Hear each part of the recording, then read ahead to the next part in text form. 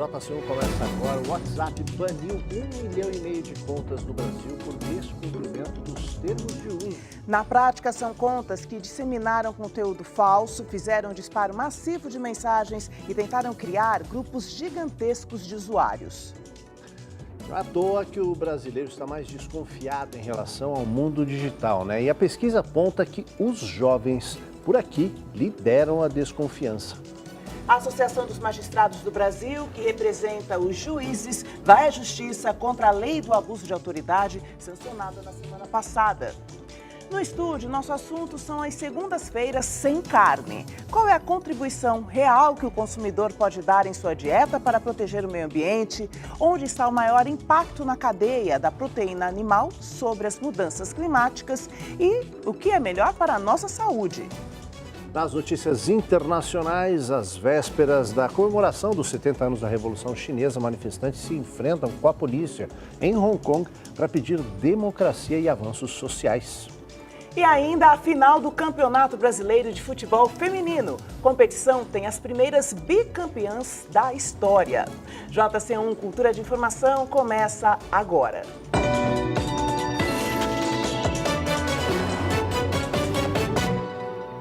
O WhatsApp baniu pelo menos 1,5 milhão de contas no Brasil em quase um ano, segundo reportagem do portal UOL. O aplicativo de mensagens faz um trabalho para garantir a segurança dos usuários.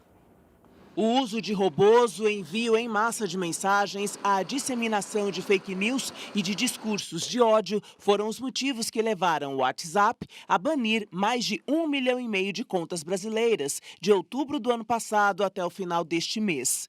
Esta ação do aplicativo de mensagens começou antes do segundo turno das eleições presidenciais de 2018, quando houve um pico de contas banidas. Havia propaganda a favor do então candidato e hoje presidente Jair Bolsonaro e informações falsas a respeito de adversários dele. Há contas que foram excluídas para sempre e outras por tempo determinado. Em nota, a assessoria de imprensa do WhatsApp disse que não vai comentar os dados, que foram baseados em cálculos estimados pelos jornalistas do UOL com base em posicionamentos públicos do próprio aplicativo. Neste mesmo período, em todo o mundo, o aplicativo cancelou mais de 22 milhões de contas. Em fevereiro deste ano, o WhatsApp lançou um documento oficial sobre o combate a mensagens em massa e comportamentos automatizados. No comunicado, diz que enquanto houver tentativas de abuso do serviço, haverá avanços nas operações para manter a plataforma segura. Está esperando aqui a sua participação, viu? Você pode participar com perguntas, comentários, é só utilizar a hashtag JC1. É isso aí. Além disso, você pode acompanhar tudo que a gente está fazendo aqui no Jornal da Cultura pelas redes sociais. O nosso Instagram é @JC1Oficial e o Twitter @Jornal_Cultura. Nós também estamos ao vivo pelo Facebook e pelo YouTube. Bom, a tecnologia veio para ficar, certo? Mas uma pesquisa mostra que o brasileiro está mais desconfiado em relação ao mundo digital. Pois é, são justamente os jovens os que lideram essa desconfiança. Eles são alunos de MBA online. Hoje o desafio foi criar uma solução tecnológica para uma rede do varejo atender melhor os clientes.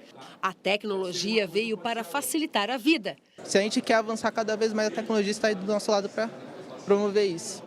Mas nem todo mundo pensa assim. A terceira edição da pesquisa sobre confiança digital mostra que os brasileiros estão mais desconfiados em relação à tecnologia.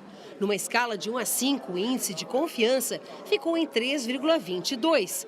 Para os autores da pesquisa, os escândalos envolvendo o uso de dados, as notícias falsas e os vazamentos de informações podem ter influenciado esse resultado. E a desconfiança é maior entre os mais jovens. Eu vejo isso como um lado positivo também, de você ter uma preocupação com o que você está fazendo. O levantamento chama atenção para o fato de que os jovens estão mais ansiosos e com medo de perder o emprego por causa da tecnologia. Por isso que nós, jovens, também estamos procurando nos profissionalizar bastante, fazer uma graduação, uma pós. A pesquisa mostrou ainda que 34% dos jovens simplesmente abandonaram as redes sociais e pelo menos 6 em cada 10, como eles dizem, resolveram dar um tempo.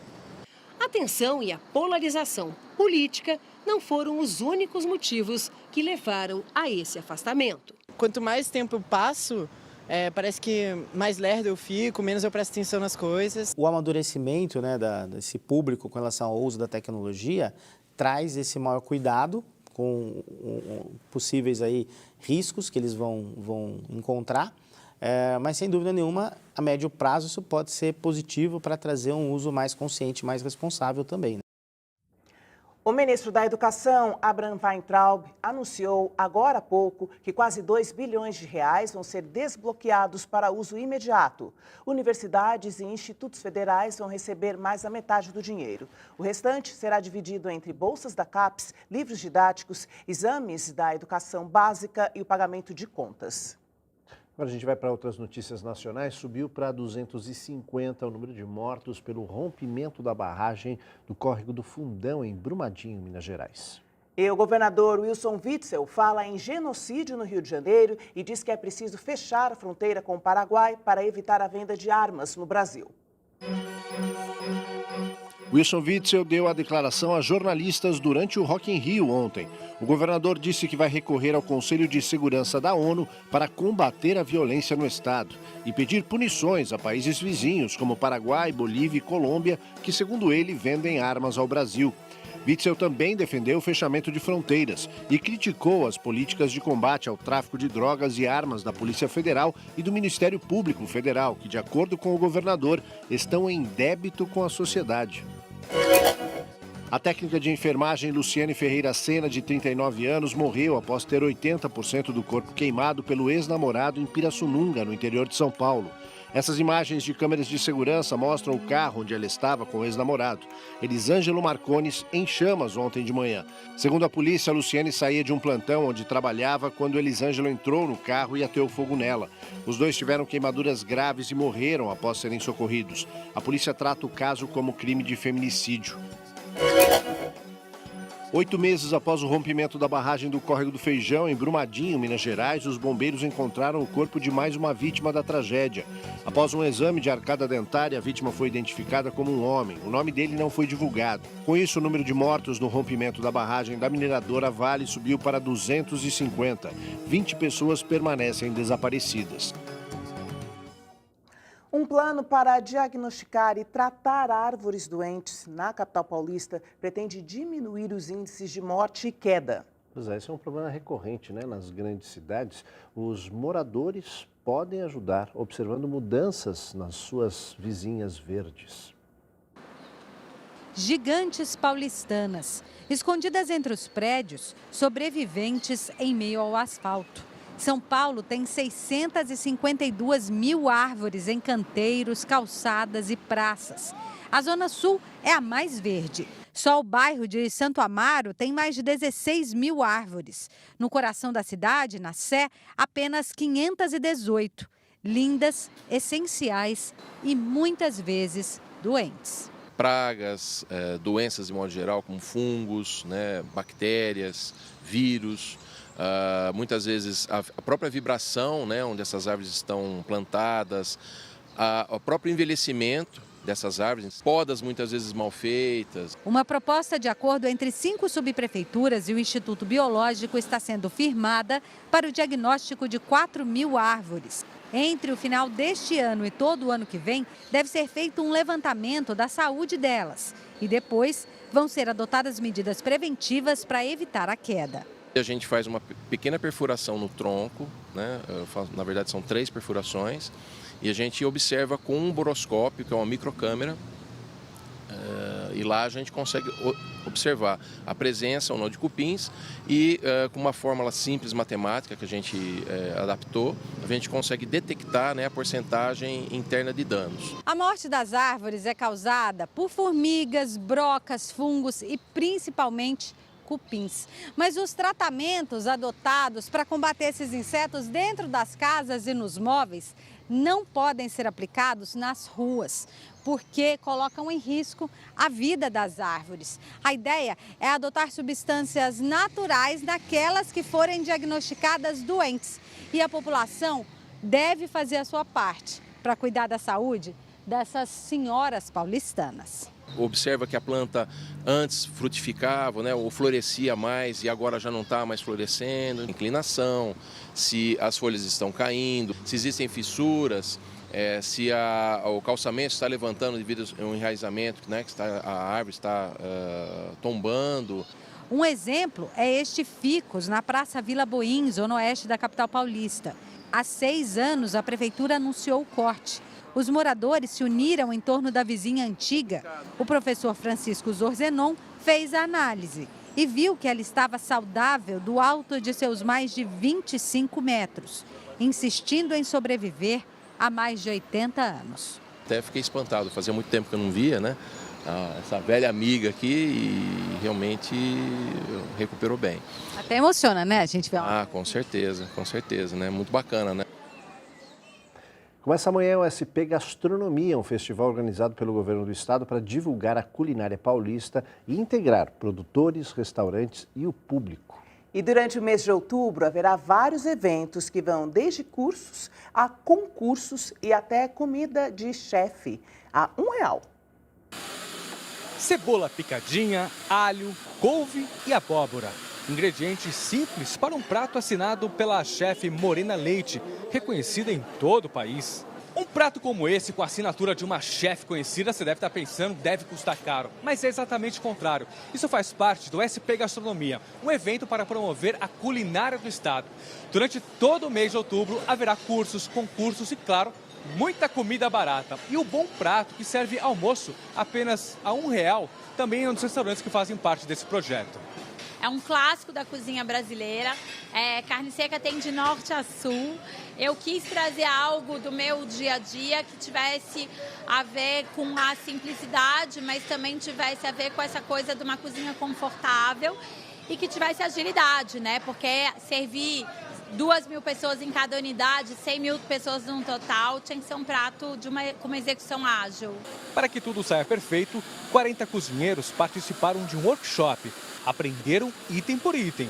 O Tailan, que já é cozinheiro há 6 anos, é um deles. Para mim foi uma honra aprender com ela e estamos aí. Acredito que o pessoal vai gostar bastante também, os clientes. O prato assinado pela Morena estará disponível no dia 16 de outubro para quem quiser conferir. O principal objetivo do SP Gastronomia é envolver a sociedade em uma grande celebração da identidade e da diversidade culinária de São Paulo, além de promover a integração entre produtores, chefes e restaurantes. A gastronomia é uma maneira de demonstrar a identidade de um povo. E o estado de São Paulo é um estado que acolhe as culturas do mundo inteiro e do Brasil inteiro. Aqui você encontra ingredientes, cozinhas e restaurantes.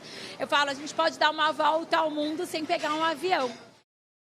Gastronomia é o tema desta segunda-feira do Roda Viva. O programa recebe o chefe Jefferson Rueda, do restaurante A Casa do Porco, que esse ano recebeu uma estrela no cobiçado Guia Michelin. O Roda Viva vai ao ar às 10 da noite. Juízes entram com ação no Supremo Tribunal Federal contra pontos da Lei de Abuso de Autoridade, que pune com penas até de prisão juízes, promotores e outros agentes públicos que cometam atos considerados abusivos contra réus e investigados. Na sexta-feira, o presidente Jair Bolsonaro promulgou os últimos trechos da lei. São pontos que ele tinha vetado, mas que foram restaurados pelo Congresso. Com a derrubada dos vetos, voltaram a valer pontos como a punição para juízes que decretarem prisão de réus em desacordo com a lei ou violarem direitos de advogados. E ainda a punição para agentes públicos que constrangerem presos com o uso de violência ou ameaças para forçá-los a produzir provas contra si ou terceiros. Na ação, junto ao Supremo Tribunal Federal, a Associação dos Magistrados do Brasil questiona a constitucionalidade da lei de abuso de autoridade e afirma que esta reduz o poder de atuação do judiciário. A AMB afirma também que o objetivo é amordaçar a magistratura brasileira. O Conselho Nacional do Ministério Público ainda não decidiu se vai abrir investigação contra o ex-procurador-geral da República, Rodrigo Janot. Conselheiros do órgão, contudo, consideram praticamente certo que será instaurado um processo disciplinar com ele. Só falta decidir em que termos. Em caso de condenação, a consequência de um eventual processo no Conselho que fiscaliza a ação do Ministério Público seria a cassação da aposentadoria de Janot. Embora não configure crime o plano para matar em 2017 o ministro do Supremo, Gilmar Mendes, revelado pelo próprio Janot num livro de memórias e em entrevistas, pode, segundo integrantes do Conselho Nacional do Ministério Público, ter implicações disciplinares e civis para o ex-procurador-geral em vista do alto cargo que ele ocupava. Outro ponto seria o trecho do livro de memórias que aponta a possível prevaricação de Janot por ele ter se omitido sobre supostas solicitações ilegais que recebeu quando comandava a PGR. No livro, Janot conta que o ex-presidente Michel Temer pediu o arquivamento da primeira investigação contra o ex-presidente da Câmara, Eduardo Cunha, e que o ex-senador Aécio Neves lhe ofereceu cargos num possível futuro governo na tentativa de evitar a abertura da investigação sobre as relações do tucano com a empreiteira Odebrecht. Agora vamos para a nossa conversa de hoje aqui no estúdio. A criação de gado avança sobre áreas de floresta, emite poluentes e acelera os efeitos do aquecimento global, além de usar grande quantidade de água. Mas aí o consumo exagerado de carne pode causar doenças, como câncer. Os cientistas recomendam uma dieta equilibrada para poupar a natureza e a saúde humana. O gado no lugar das árvores. A paisagem muda na Amazônia. Toda a área que já foi aberta, desmatada na Amazônia, algo em torno de 63% hoje é ocupada por algum tipo de pasto. É muita coisa. O Brasil tem o segundo maior rebanho mundial de bovinos, atrás apenas da Índia. É o maior exportador. No último relatório de produção da pecuária municipal, divulgado em 2017 pelo IBGE, o Instituto Brasileiro de Geografia e Estatística, o país tinha um rebanho de 214 milhões de cabeças de gado bovino.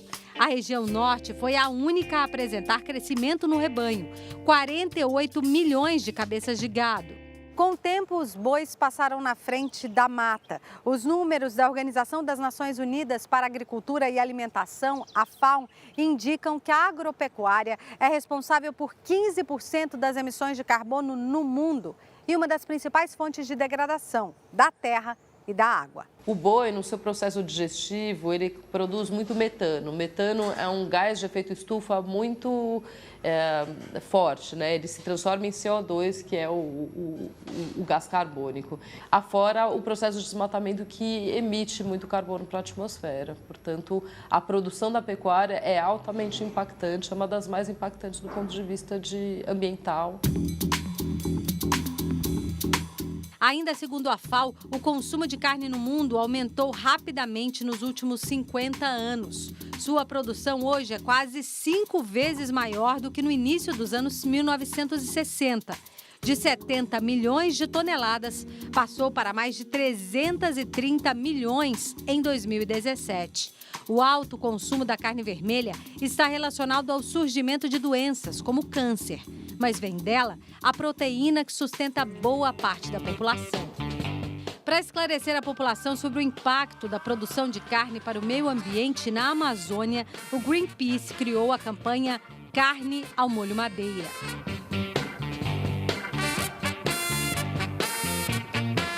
A ideia é alertar o consumidor e os supermercados sobre a origem do produto, checar se a carne chega às prateleiras contaminada com desmatamento. O comer é um ato fisiológico, social, cultural e que, por isso, as escolhas que eu faço do meu prato vão ter impactos fisiológicos, sociais, e culturais e econômicos.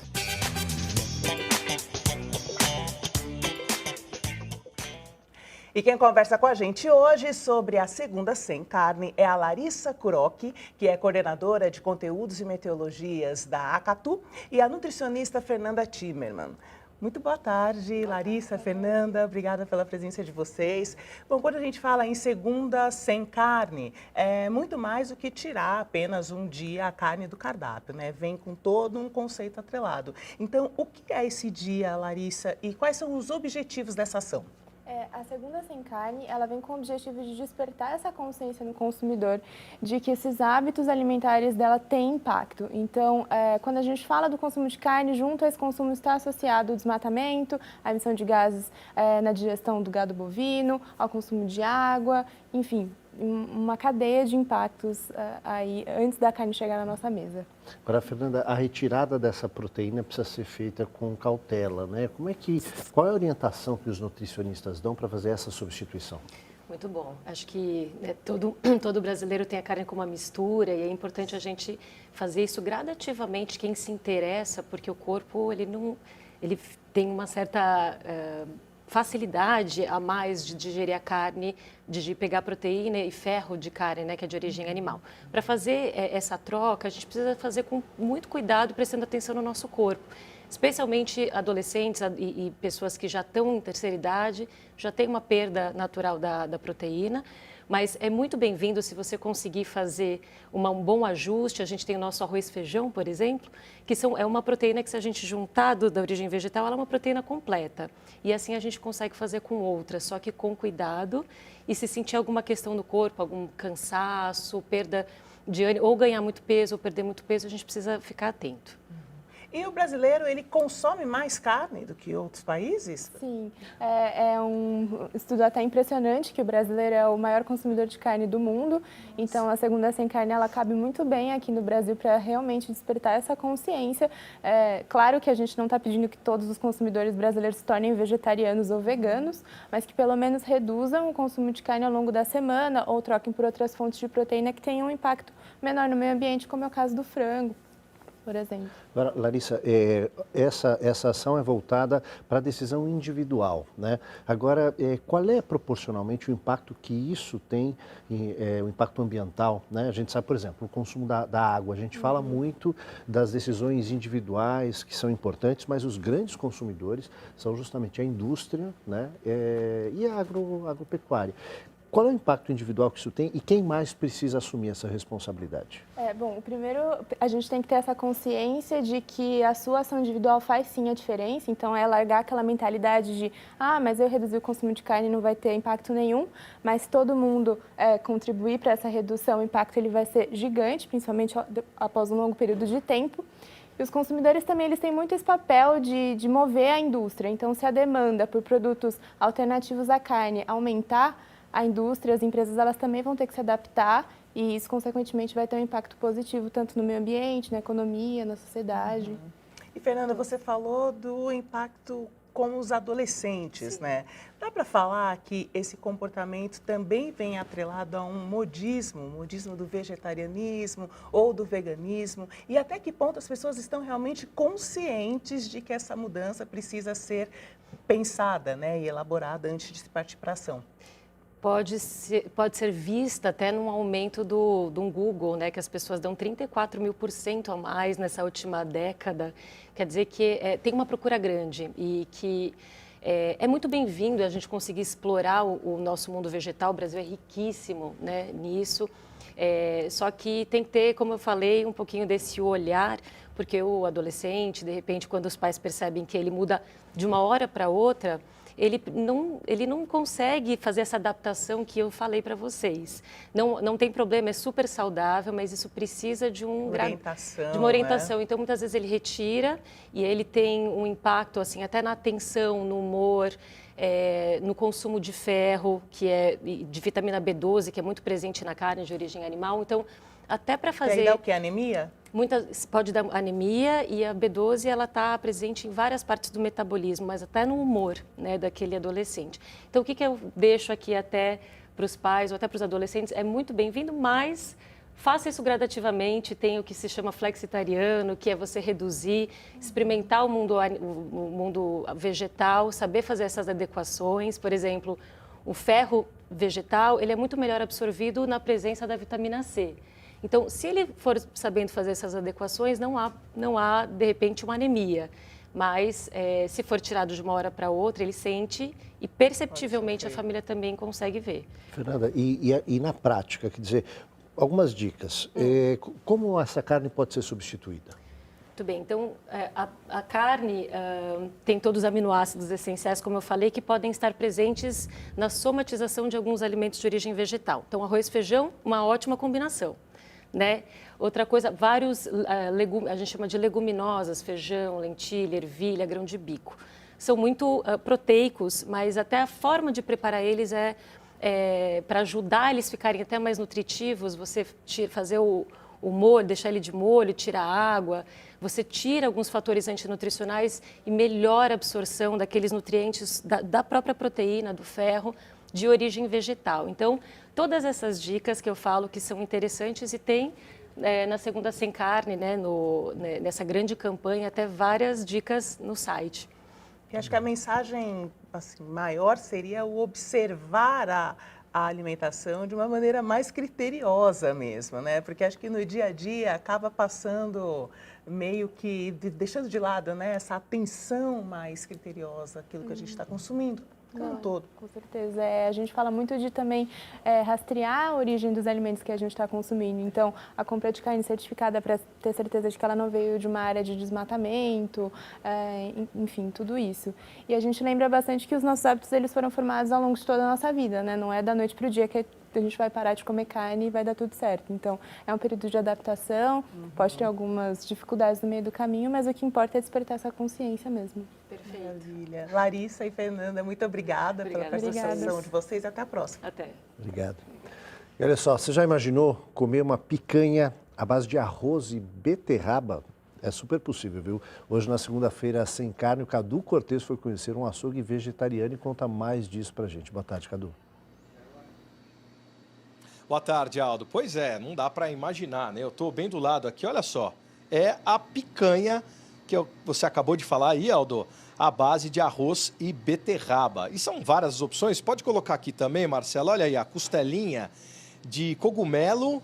Muito bacana, né? E a apresentação dos pratos é muito legal. São uma série de opções para todo mundo que pretende ficar pelo menos um dia, segunda-feira, sem carne. E eu estou do lado aqui da Marcela Iso para falar um pouquinho, né? Como é que foi criar todos esses pratos? E não tem só, eu já estava vendo, são outros pratos também. Boa tarde, Marcela. Boa tarde, tudo bem? Então, surgiu assim uma ideia que eu estava em Berlim. E aí, quando eu vim para o Brasil, eu falei, não, tá precisando de umas coisas diferentes. Porque lá a gente encontra muito. Esse negócio do fake meat, das coisas que parecem com carnes, mas não são, é muito forte lá. E aqui no Brasil não tinha. Então eu falei, não, a gente precisa ter isso aqui. E a gente veio com essa ideia de trazer para ajudar os vegetarianos, quem não é vegetariano. Entendi. E conscientizar as pessoas, né? Muitas vezes aqui você tem um açougue, tem um restaurante também, mas como é que é o papo? Muita gente vem que é vegano, não é carnívoro, mas quer experimentar alguma coisa. Essa conversa, não de convencimento, mas de conscientização, né?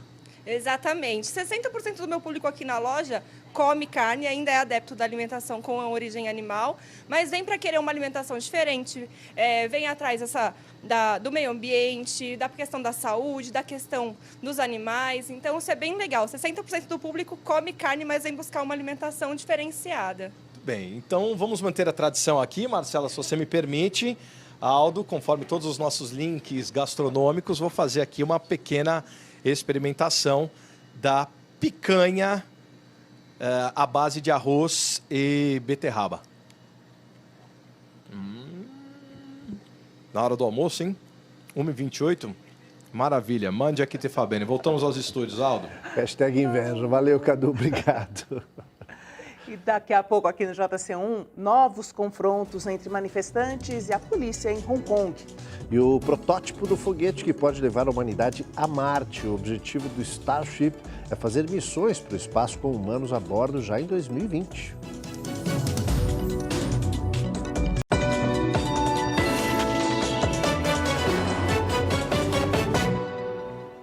A Índia proíbe a produção, o uso e a venda de plásticos descartáveis. E em Hong Kong, manifestantes novamente se enfrentam com a polícia. Em outra notícia internacional, as autoridades de saúde nos Estados Unidos tiram das farmácias um medicamento estomacal pelo risco de provocar câncer. A empresa farmacêutica CVS dos Estados Unidos deixou de produzir o Zantac e o genérico ranitidina, indicado para problemas gástricos e estomacais. Depois de ser suspenso em Portugal, Canadá, França e Suíça, o medicamento saiu também das redes de farmácias norte-americanas.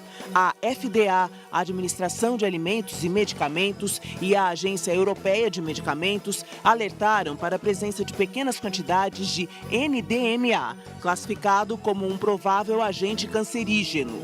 No Brasil, a Anvisa, a Agência Nacional de Vigilância Sanitária, também suspendeu a importação, o uso e comercialização da ranitidina de maneira cautelar e preventiva. Milhares de manifestantes da Frente Cívica dos Direitos Humanos voltaram às ruas de Hong Kong neste domingo, gritando slogans anti-China na semana do aniversário de 70 anos do regime comunista no país, que acontece nesta terça-feira. A polícia tentou interromper o protesto, não aprovado pelas autoridades, usando canhões de água, disparos de gás de pimenta e balas de borracha. Há mais de 3 meses, Hong Kong é palco de protestos contra um projeto de lei de extradição de suspeitos para julgamentos na China. O governo retirou o projeto no início de setembro, mas os protestos se ampliaram para incluir outras demandas sociais. A partir da próxima quarta-feira, a Índia vai proibir o uso de plásticos descartáveis como canudos, copos, sacos e sacolas de compras. Esses produtos plásticos já tinham sido proibidos em grandes cidades como Nova Delhi e Mumbai, mas agora a proibição chega a todo o país. As margens do rio Ganges, um dos maiores do mundo, parecem um vertedor de lixo de plásticos. Quase todo o material vai parar no oceano. O governo do país quer que isso mude e decidiu proibir a produção, venda e o uso desses artigos que são perigosos para o meio ambiente. No final de semana, o milionário norte-americano Elon Musk apresentou o primeiro foguete da geração que, segundo ele, será responsável por levar a humanidade a Marte. Este é o Starship Mark I. Sua imagem foi transmitida da base de decolagem em Boca Chica, no sul do estado do Texas. A nave tem 118 metros de altura, 200 toneladas de peso e capacidade para levar até 100 passageiros à Lua ou até Marte e voltar, pousando verticalmente na Terra. Musk diz que o foguete deve decolar para testes não tripulados dentro de 6 meses, chegar a uma altitude de 20 mil quilômetros e voltar à base de lançamento na Terra. E ainda em 2020, Musk já prevê uma tripulação de astronautas na nave. Com o lançador Super Heavy de 38 propulsores, Musk garante estar no caminho mais rápido para chegar e estabelecer uma colônia autossustentável em Marte. Mas isso ainda demora. Depois do Mark I, outros virão, cada um com um aperfeiçoamento, até que a SpaceX tenha segurança para a próxima conquista espacial humana. E ela não está sozinha no que já se configura uma corrida empresarial pelo espaço, com a Virgin Galactic de Richard Branson e a Blue Origin de Jeff Bezos. Grafite, pintura e brincadeiras em geral. Sem acesso a locais de cultura na região, os moradores de uma pequena rua no extremo norte da capital paulista montaram um coletivo para oferecer atividades de cultura e lazer às crianças.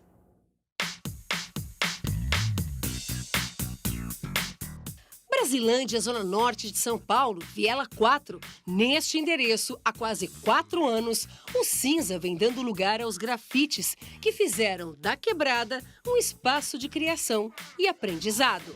A gente vai fazer uma atividade em dupla e eu vou contornar o Etinho. Aí a barbinha do Etinho é fácil, ó. Segura aqui. A história que transformou a vida dos moradores dessa rua estreita começou por acaso, quando o Jardes recebeu o convite para pintar esse muro. Como é que foi a reação dos vizinhos? Nossa, no primeiro momento todo mundo gostou e pediu pra gente voltar na semana seguinte. E na semana seguinte a gente pintou o muro da esquina e daí pra frente foi muro atrás de muro e ação atrás de ação, né? Com a comunidade presente, ajudando e fazendo junto com a gente, assim, os grafites, né? Os moradores da Casa 4 da Viela, o Wellington e a Jéssica, gostaram da ação e abriram as portas de casa para transformar o espaço num ateliê, onde são oferecidas oficinas de artes para as crianças. Quando a gente propõe alguma coisa aqui, isso me incentiva cada vez mais. E saber que esse espaço, ele mudou tanto a meu modo de pensar, meu jeito de ver, quanto o dos demais aqui, meus vizinhos.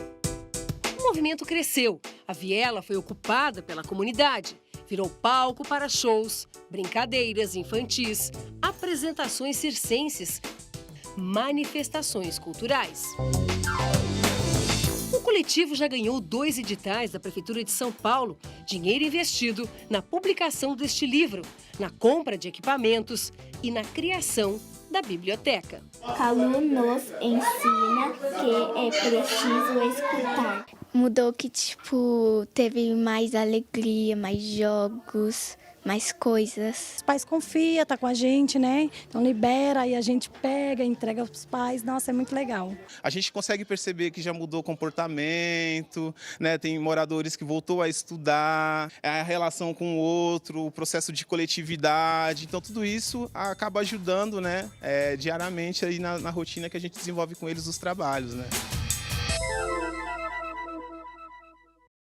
E no Espaço das Artes de hoje, nós vamos receber o escritor e roteirista André Bianco, um dos nomes mais prestigiados da ficção fantástica nacional.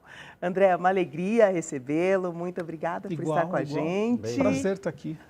André, você escreve muito sobre terror e a fantasia. O que te levou a direcionar a sua criatividade nessa estrada do terror? Eu sempre fui muito impressionado assim, pelas criaturas do mundo fantástico, os mitos, né? E, sei lá, eu acho que aquela coisa do brasileiro, aquela coisa da avó contar histórias, de crescer ouvindo sobre o nosso folclore, a riqueza dessas criaturas que primeiro serviam para assombrar, né? Me assombrar quando criança. E depois eu aprendi aí como ter a revanche, né? Ter os meus leitores para envolvê-los com esse fantástico. Exato. Como é a aproximação com a juventude? Olha, é uma pergunta interessante, porque eu pensei que o meu público ia ser o adolescente, mas quem se aproxima do terror, do fantástico, do sombrio, que é onde eu caminho, são pessoas que começam aí dos 14 anos, vão aos 60. Até numa das minhas primeiras noites de autógrafos, tive uma gafe, né, que veio uma senhora. Eu falei, a senhora está levando para o seu neto? Ela, não, eu adoro história de terror, vim aqui buscar. Eu achei fantástico, assim, saber que tanta gente gosta. Legal. Quero ouvir um pouquinho, então, um trecho do seu livro contado por você. Vamos lá. Esse aqui é o Estrela da Manhã, que fala de bullying, né? E começamos com o protagonista lá buscando ajuda. Rafael olhava incrédulo para o copo sobre a toalha da mesa branca. A casa dormia e ele, sozinho com o barulho da geladeira, rasgava a madrugada em busca de ajuda do outro lado, o lado onde os vivos não podiam ir, enquanto estivessem vivos, mas de onde os espíritos bravos e aventureiros podiam voltar se fossem corretamente evocados, inclusive o seu pai. Ele está tentando fazer contato através de tutoriais do YouTube com o pai, porque ele precisa de ajuda na escola, né? Ele está sofrendo bullying. Então ele está buscando aí essa ajuda do além. E esse é um livro que os professores discutem muito em sala de aula, gostam de conversar. É um bom mecanismo para trazer toda essa temática aí de quem precisa de ajuda na sala de aula também, né? Total. Muito bem. André, muito obrigada. Fica excelente dica, então, para a gente ler todos os seus livros. Obrigada e até a próxima. Agradeço. Só me chamar. Tchau. Legal. Depois do intervalo tem esporte aqui no JC1, medalha de bronze para as brasileiras da Copa América Feminina de Basquete e a conquista inédita da Ferroviária bicampeã do Brasileirão Feminino. A gente volta já.